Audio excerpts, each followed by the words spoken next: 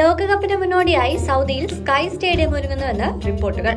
ഭൂമിയിൽ നിന്ന് ഏകദേശം 350 മീറ്റർ ഉയരത്തിൽ സ്ഥിതി ചെയ്യുന്ന നിലയിലായിരിക്കും സ്റ്റേഡിയം നിർമ്മിക്കുക എന്നാണ് ലഭിക്കുന്ന വിവരങ്ങൾ. ഈ സ്റ്റേഡിയം വരികയാണെങ്കിൽ ലോകത്തിലെ ആദ്യത്തെ സ്കൈ സ്റ്റേഡിയമായും സൗദിയിലേത് മാറും. കാറ്റ്, സൂര്യപ്രകാശം എന്നിവയിൽ നിന്ന് ലഭിക്കുന്ന ഊർജ്ജങ്ങളിൽ നിന്നായിരിക്കും സ്റ്റേഡിയം പ്രവർത്തിക്കുക. 2027ഓടുകൂടി സ്റ്റേഡിയത്തിന്റെ നിർമ്മാണം ഔദ്യോഗികമായി ആരംഭിക്കുമെന്നാണ് പ്രതീക്ഷിക്കുന്നത്.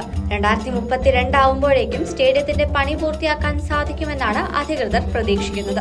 2034 ഫിഫ ലോകകപ്പിന്റെ സെമി ഫൈനൽ മത്സരങ്ങൾ ഈ സ്റ്റേഡിയത്തിൽ വെച്ച് നടക്കുമെന്നാണ് ലഭിക്കുന്ന വിവരങ്ങൾ. ഏകദേശം 46,000 ആളുകൾക്ക് സ്റ്റേഡിയത്തിലിരുന്ന് കളി കാണാൻ സാധിക്കും. 2034 ലോകകപ്പ് ലക്ഷ്യമാക്കി വൻ ഒരുക്കങ്ങളാണ് സൗദി നടത്തി വരുന്നത്.